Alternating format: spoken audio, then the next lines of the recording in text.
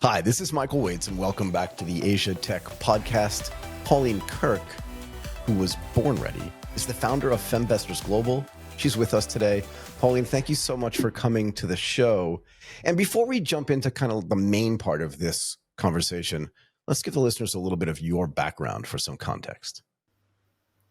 Thank you, Michael, and thank you for having me on the show today. It's my pleasure. My name's Pauline. Thank you. So as Michael said, my name's Pauline Kirk. I am the founder of Femvestorsglobal. And then our mission is really supporting women around hashtag be financially fabulous and hashtag a man is not a plan. A man is not a plan. Keep going. I love it. And I talk about this because when it comes to looking at the statistics of women and our finances, we're not where we need to be when 56% of couples is my husband does it all. We have a 48% divorce rate, and on average, women are living 6 years longer than men. So this is why I talk about the importance of having our own life jacket when we look at the increase around the world around domestic violence. And many women are not in a position around control of their finances to enable them to make different decisions when it comes to their own money. And therefore they stay in relationships. Yeah, that they shouldn't. Because they don't have an alternative. Why is this, right? I think one of the things you put on your website or on your LinkedIn profile is that studies have shown that women in particular face unique challenges when it comes to financial literacy and empowerment, right? Why is this? Can we start with that, if that's okay? Yeah, 100%, Michael. So I call this the Disney effect. And the reason for that is when we think about our childhood, we think back to our childhood. If we look at the toys that we play with, the books we read, the movies we watched, it's all around women playing caregiving type roles. We play dress up, we play with dolls. I was given a kitchen as a child and a doll and, and Cindy and Barbie, and it was all about looking good and pretty. And this has made its way through into society as we age and get older because we believe we're going to be provided for, protected and looked after. Our prince is going to come and save us and rescue us. And therefore, on that basis, we don't often think about our finances because we're busy with maybe aging parents, our careers, our businesses, kids, and money is way down the list of priorities for a lot of women outside of paying the monthly bills. You came up with this phrase, which I love, a man is not a plan. I don't think this is something that you came up with lightly. And it probably took a lifetime of getting better understanding. I think one of the best things for me about my age is that I feel like I finally learned a lot of things. And I will say this to you too. And I said this kind of in joking beforehand, right? That women show up to the podcast early and men are generally either right on time or late. The difference in, I think, maturity of a 25-year-old man and a 25-year-old woman is like night and day. At least that's been my experience. I found that over time, right? The women are just way more mature. And yet something about the finances, you're right, the way that people are raised, what's going to have to change to make that better? And I guess that's why you started Femvestorsglobal. What do you do in that context so that your daughter, and I use that metaphorically, right, doesn't have to exist in the same way that you and your generation and my generation, which are different, did? Yeah, there's a few areas. Part of it is around look at pay gaps and pay parity and women taking time out for childcare. There's one scenario where we haven't put our hand up more to ask for certain things because most of us have sat back and played small in a comfort zone, or it's easier to do that than feel like I don't know how to ask for a pay rise. So there's one area there. There's another area around, well, I've just never thought about it, or I'm too ashamed, or I have guilt and embarrassment that I should know about these things. And I'm very successful in my business and my career, and therefore then I should be successful in my finances, and I haven't even considered it because it's something that's not front of mind. Yeah. I will say this, I have a daughter. I don't talk about this a lot, but one of the things that I've started to do with her, and she's 23, I want to say, she'll be 23 this year, 24 actually. Wow. Yeah, no, 23, is to just create investments for her along the way. So she can learn about the value of money, discounted cash flows, compounding, all these things that I 100% believe they should teach everybody in school. And I don't mean at university. I mean in middle school. These concepts are not hard, I think. And it never I never understood why, like, by the time I got to college, I didn't understand compounding. Because even if I had a paper route, which I did do when I was 12 years old, I should have been taking some of that money and just putting it into the S&P 500. No? 100%, Michael. And this is, even there was a study done quite recently that we actually pay our children differently, whether if you're a boy or a girl, because we sort of feel like we have to give our boys money to get motivated to do things, and girls just do it because, it's the right thing to do. I'm seeing my parents struggle, and, this comes back to the caregiving and mentality where I'm just going to do it anyway because I'm going to help my parents out. And we sort of bribe our boys to go, right, go and put the rubbish out and I'll give you some money, or go and mow the lawn and I'll give you some money. So our children at that level are already getting a different pay incentive to get motivated. Exactly. Can I ask you something else too? Like, I think maybe there's, and you tell me if you think I'm wrong about this, right? I feel like there's a part of you that's very creative with words, right? Like, I always ask all my guests to provide me with some kind of framework within which they want to have these conversations that we record. And one of the things you wrote to me was, turned my mess into my message. And I just thought that was so great. And maybe you can just run through with me, first of all, like where that creativity comes from, but also what that means, right? Because I think it's actually important. It's kind of a catchy phrase, but it's also really important. Well, thank you, Michael. I'm not going to take credit for it because it actually came from one of my mentors. So he's an American gentleman by the name of Dean Graziosi. And he used the phrase, turn my mess into my message. And he talks about his own story. And I was like, that is such a beautiful gift, where I do the same thing. People talk to me all the time about, Pauline, why are you so passionate about women and investing? Is because I've gone through my own journey of having some money, then having no money, then having money, then having no money, and then having money again through various points of my life. So now this is why I talk about it quite openly. I carried a lot of shame and guilt for a long period of time. And then it came to the point where people are like, Pauline, people need to hear your story. People need to understand what you've gone through about why you do what you do, because you don't want other people to go through your experience. So then this is your gift around people benefiting from your learnings. And that is very much my story. So in the early days, I actually served, funny enough, your previous guest was in the military. I was also in the military. I served in the Iraq War in 2002, 2003. And I know we spoke about it briefly before, Michael. And for me, when I came back from Iraq, PTSD was never diagnosed. I'm going back, 2000, 2003 era. So no one really spoke about PTSD back then. And it was not a thing. It was never really diagnosed. I just knew that the person who went to Iraq and came back from Iraq was two very different people. And for me, my only way of coping was to put money in my credit card and feel good about myself, which was to go out and spend money on clothes, bags, shoes, looking a certain way to make myself feel better on the outside, even though on the inside I was feeling very, very different. So then this is where my emotional spending became out of control, to the point where I had 10 credit cards, £86,000 worth of debt at the time, which is about $120,000. And I wasn't earning anything near that to then justify paying that money off, but it was my coping mechanism. And then I had to find a way, because I'm on the verge of bankruptcy now, because I've got no money, how I then make that decision to go, do I see myself through and push that enter button on that keyboard to file for bankruptcy and have that black mark against my name forever in my mind, and carry that? For me, it was shame, and I appreciate people have different views on it, but for me, Daddy's little princess, who was an officer in the military, was about to file for bankruptcy. And I didn't want to have that stigma attached to me. And therefore, then I made a different decision, which to basically pull my head out the sand and come to terms with where I'm at and make a change to do something about it and actively look to reducing that debt and paying it off. Can we talk about this a little bit more, if you don't mind? I think actually this is a lot more common. I have this theory that I call the fallacy of now.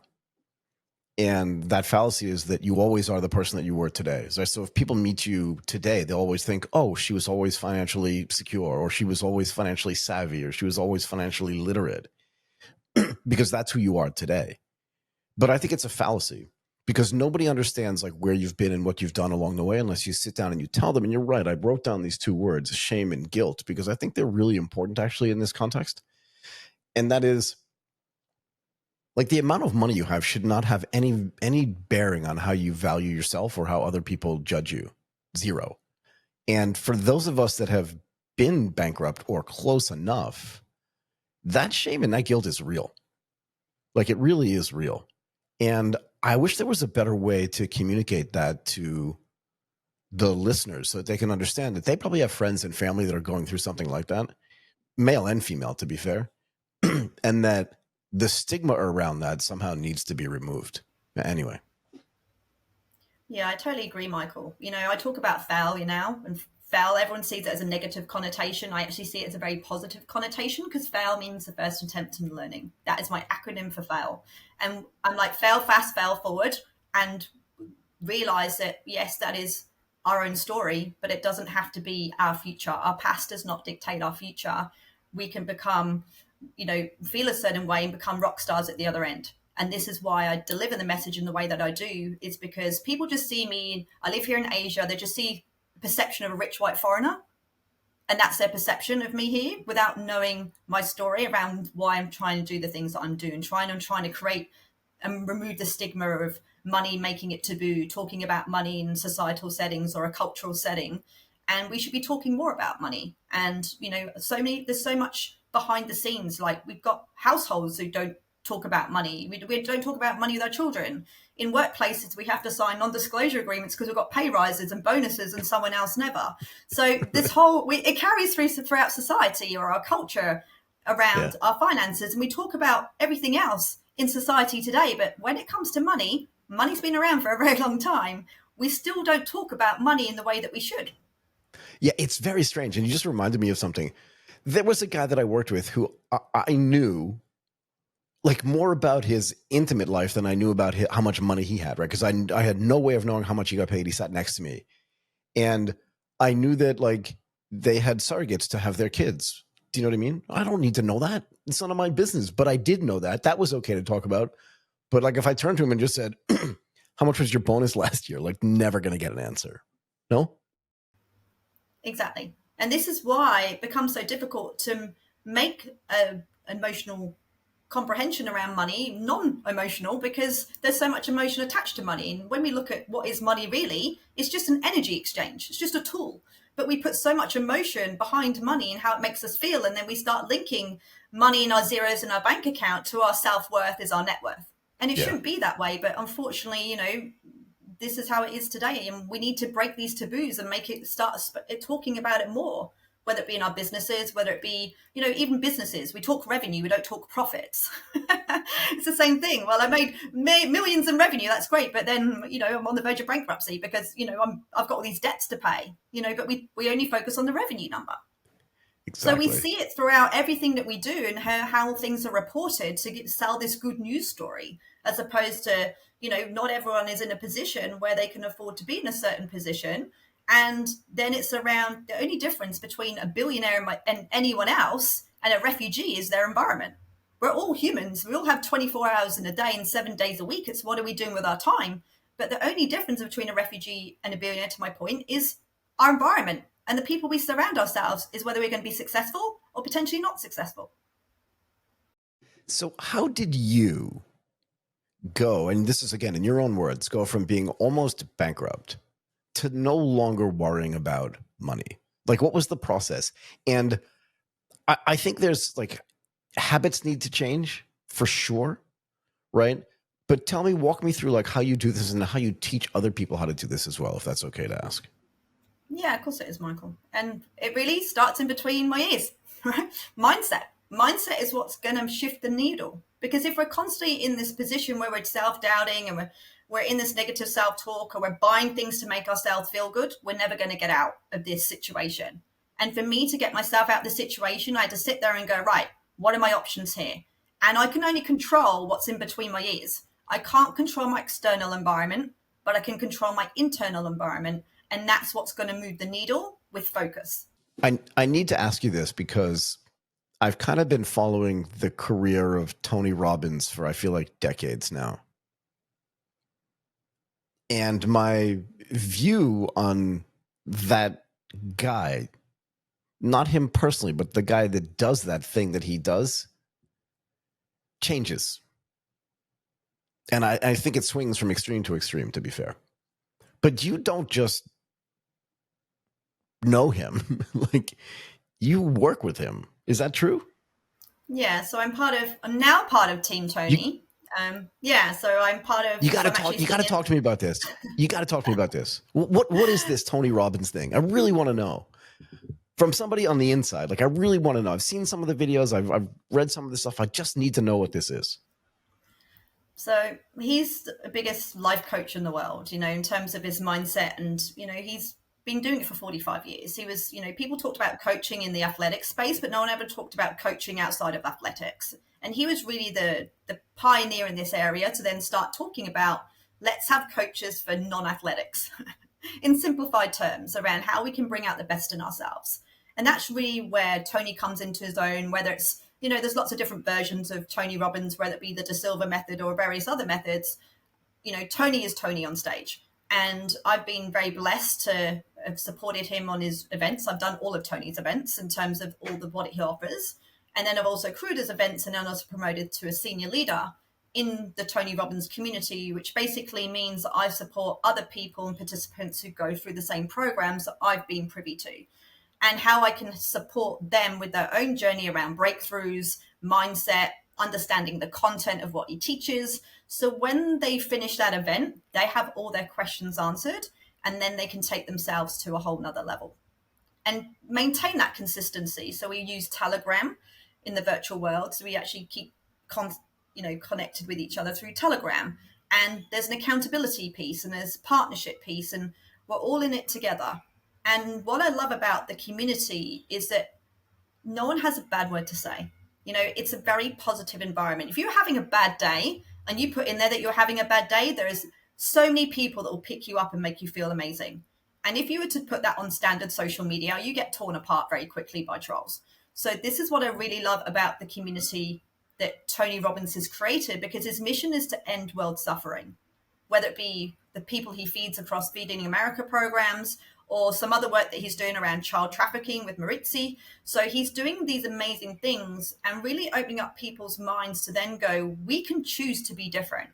We can choose around what we focus on. We can choose how we show up in the world. We can choose to be the positive person in the world and not have this negative, because there's so much negativity out there, whether it be through the media, the people we spend time with, the toxicity in the world, or we can choose to be someone different. And I choose to be someone different because I want to be the best version of myself. And I surround myself with people who think like me, who are going to elevate me and challenge my thinking, but in a positive way. You look at the media right now, it's all doom and gloom. It's not good news stories, right? And a lot of people are focused on the world's going to end tomorrow, or this YOLO effect, you only live once. And this is then replicates into our financial position because we're like, well, I might not be around, so I might as well enjoy my life and throw my money into something, or I'm not happy in my job and therefore I'm going to spend money at the weekend to make myself feel great. And it's around, I live life with gratitude now. A lot of people focus on what they don't have. Every day I focus on the things that I do have. And that is things that, even the simple things, I get to wake up every day. Most people don't get a chance to do that. I wake up every day, my feet touch the floor, I'm breathing, and I have my mind. Today's a great day. And the things that people take for granted, they don't see every day as a blessing. When you've got someone lying in a hospital bed, it doesn't matter how many billions they have or millions they have in the bank account. They just want to get to the point where they can get out of hospital and enjoy life. And most of us get to do that every day, and we're not enjoying our lives. And it's living this beautiful world that we have and seeing the positives in the world and not always the negative, and looking at who you spend time with. And if you're spending time with people who are naturally like always, disgruntled and frustrated and angry, and if you're spending time with those people, then you're going to become one of those people.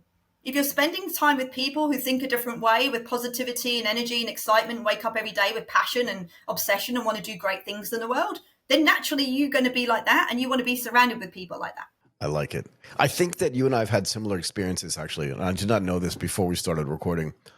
I think that when you get on the brink of disaster, that if you can recover from that, right, by learning new things, and I want to get back to this habits thing because I want to be a little bit more specific about what those things are and the things that people need to learn potentially.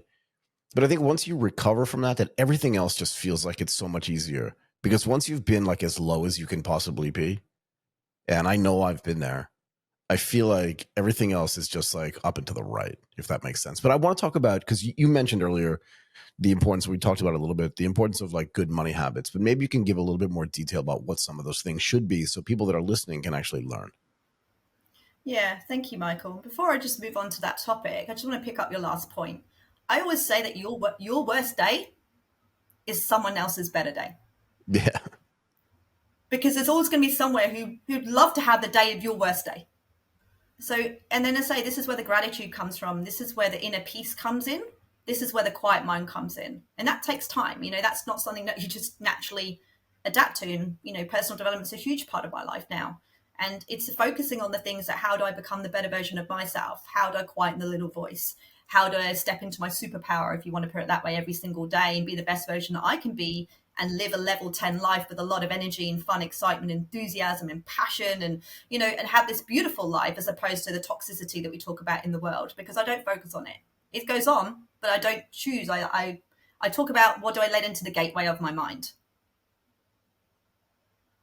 What do I let in the front door? What do I allow myself to focus on? What do I allow myself to think about? Because if I'm focusing on the things that are going on, then that's going to bring me down to a certain level of energy. If I focus on things that I'm passionate and excited and obsessed about, that brings down a different set of energy. And that's what I focus on. Exactly. Sorry, go ahead. Let's talk about habits again. Yes, habits. One of my favorite topics. So, so when we talk about habits is what's going to really move the needle.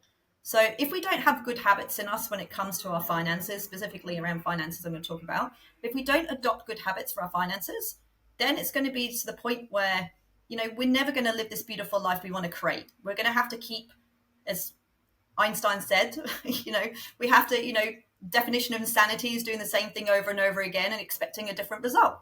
So if we're someone who wakes up on a Monday and we're already not happy, and by Friday we're already not happy in the jobs or the businesses that we're in, and then suddenly we spend all our money at the weekend to make ourselves feel good, and then we repeat the process, and suddenly 5 years has gone by, nothing's going to change unless we change. So it's around, why am I getting out of bed every day? And most people can't answer that question. And I challenge my audience a lot of the time. Question number one: why'd you get out of bed every day? What is it that you want? Because millions of people can tell me what they don't want. But when I ask people what is it they do want, they don't actually think about what is it they actually want. So why are you getting out of bed every day? What is it you want your money for? What life do you want to create for yourself? How much money do you actually really need for the life you want to create? Most people haven't thought about those questions. And therefore, if you haven't thought about those questions, we just stay in this vicious circle of, I'm dragging myself out of bed, I'm pressing snooze on the alarm 50 times, I'm dragging myself to work, I'm not happy, I'm exhausted, I'm stressed, I don't really want to do this, but I don't really know what I want to do either. And then I get to Friday, and then I'm excited because it's Friday, and on Sunday I'm already grumpy because I've got to go and repeat the process again the following week. or it's February, for example, and I've got my one holiday year coming up in September, and I'm literally wishing my life away till September for my one holiday year. Or for me, my example was, I hit my 40s and I was like, woohoo, 25 years to go before I get to retirement. And I'm literally counting my life ago. When I retire, these are all the things I want to do. So when we start living that life, that's not an exciting life. And we're only here once. So I want to be here for a great time. I might not be here for a long time, but I want to be here for a great time. You remind me of this story that I heard. It's more of an allegory, I think, of like a Wall Street type meeting. I'm going to say like a Mexican fisherman. And he was like, and this guy was like super happy. He was just like fishing. He caught like 5 fish a day, could feed his whole family. And every day he spent like just enough time on the boat to fish. And the guy was like, if you bought 5 more boats and you could catch a lot more fish, you could then sell a lot more fish. You could make a lot more money. And at the end of the day, the guy was like, yeah, but I have enough food and I have enough money, and all I really want to do is sit in my boat. I don't want to do any of those other things, because your vacation is what I do every day for my life, which is sitting on my boat and going fishing. So why don't I just keep doing that as opposed to your like idea to make more money? I don't know. I'm not telling it great, but it just reminds me of that thing too. And I want to ask you this, because you, like I, spent 25 years, I spent 23 maybe in the corporate world, and I would never do it again. I think it kind of like destroyed my soul. I talk about it all the time.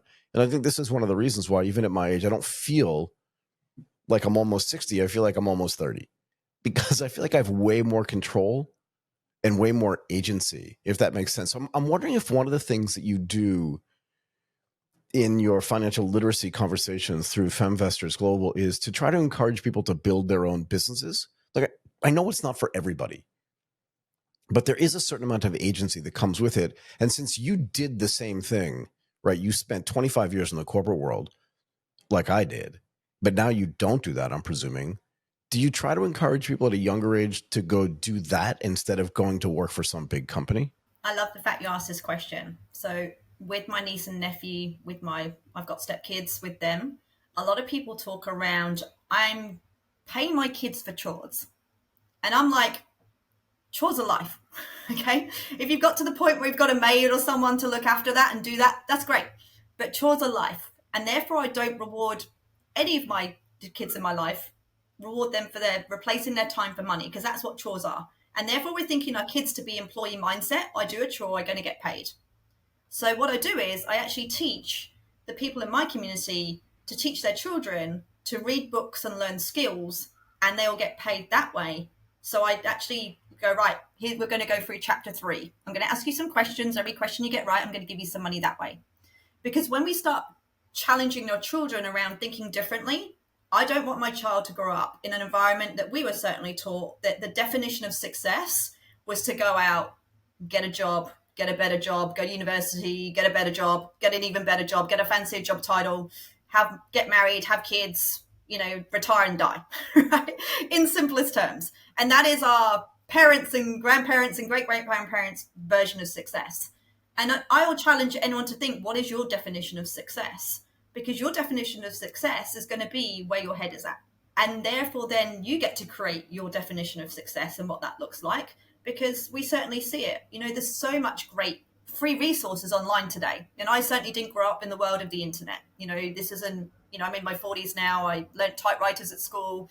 I was in my 20s when we knew what surfing the web was. And I didn't grow up in this environment where you see kids today with free technology. And I keep saying to my niece and nephew who are, 11 and 13, I mean, you live in such an amazing time when you can create a business with a mobile phone and a laptop, and you can go out and make money today. Learn some skills. If you want to go out and get a degree or something that requires you to have a specialized degree or master's or whatever it is in terms of an academic qualification, because it's required, because it needs that for the role, like being a doctor or a lawyer or something, I get it. But the reality is today, do you still need that academic qualification to then go and live the life that you want to create for yourself? Yeah, I would say no, almost for sure. I studied economics and then I went and worked on Wall Street. So it kind of helped me out that I understood how the economy worked and how economics worked, right? But to be fair, I wouldn't do that again. And I have a daughter, and my hope is that she'll never have a job in her whole life. Not that she won't have income, but that you'll never have a job like I did, because it's just a terrible, terrible way to live. I don't know. Some people love their jobs. My husband absolutely loves his job. He couldn't leave his job tomorrow, but he loves it. He gets up every day. He's full of enthusiasm and he loves what he does. He loves his boss. I'd rather say he loves his boss because he has such a good relationship with his boss, and he loves what he does every day. He's currently traveling around Asia at the moment, but he loves what he does. And therefore then he's making a different decision, because he could actually choose to retire, but he's choosing not to because he's made a different decision, as opposed to having to stay in a corporate job you really don't want to be in because you need the money. And I call it golden handcuffs. The golden handcuffs are firmly strapped to the wrist, and you can't do anything different because you're stuck into this, well, I need money because I bought an expensive house, or I'm paying a lot of money in rent, or I've, got this expensive car, or I've got my kids in these expensive schools. And therefore then, because I'm living this lifestyle cost, therefore I can't make these decisions, as opposed to I want to do something different. Yeah, that you've just described my entire life.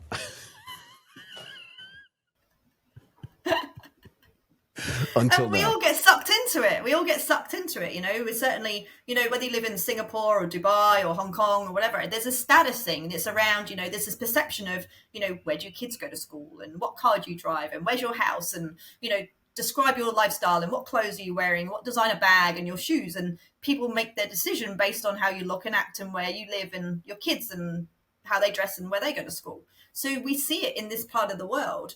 But I've traveled a lot. I've had the privilege of living and working in 10 countries. And the happiest people I've seen is in some of the poorest developing countries in the world, because they don't see this consumeristic world. And kids playing with a football, kids playing with football, and the happiest they've ever been. Yet here, there's all this different type of pressure because we have to act and look a certain way because we're driven by status and significance. And most of us are trying to impress people we don't even like, let's be honest. Exactly. I feel like you've had a camera following me around for my whole life, and now you're just playing it back to me. It's not nice. This is when you get to the end of life and play it back and go, this is exactly what she's telling me. Exactly. I wish somebody had told me when I was 25. Well, this is a good thing for your audience. So whatever age they're listening, this is like, right, this is something I need to do right now. I'm going to take some action, listen, and go, right, what do I need to do to move the needle? So if I'm in my corporate job or in my business I'm not happy about, what does that money that comes in enables me to do to build the life that I want to create for myself? And that is the motivation to then go, when I'm at the point where this income is subsidizing this income and I can choose to make a different decision, then that's the exciting part. But most of us are in the corporate life and we don't know what to do, we haven't thought about it, and we just know that this isn't it and we're not happy. I'm like, focus on what the goal is, focus on what's going to bring you joy and happiness in life, and then create a plan for yourself to then go, right, this little bit of money here and, you know, these 2 hours a night or these 5 hours a week that I have, what am I going to do to build what I want to build to create the life I want to create?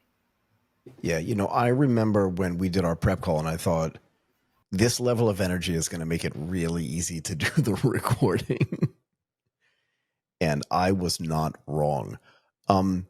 What's the best way for people to get in touch with you? So connect for us through femvestorsglobal.com. So we're online and, you know, across all our socials. We have TikTok, Instagram, Facebook, LinkedIn. So you can follow us across our platforms. We do put out a lot of content in terms of, you know, getting people the knowledge, whether it be, I know I focus on women, but yes, I'm like, ladies, bring your men along because no one's taught them either. So, and bring your kids along. So we're actually rolling out a product as we speak that's going to support children in the metaverse, which is enabling children how to get educated, watching online videos around how to get educated, whether you be a young child or a teenager, in terms of how to get better with money and understand some of the things that you talk about, such as compounding. So that's pretty exciting coming through. Awesome. Okay. Pauline Kirk, the founder of Femvestorsglobal. That was awesome. That was the fastest 30-something minutes of my entire life. I knew it was going to be that way when we connected with each other. I really appreciate you doing this. And if you know anybody else great that can help kind of get this message out, help perpetuate this message, please let me know who they are and I'll have them on the show as well. Thank you so much for your time, Michael. Really appreciate it.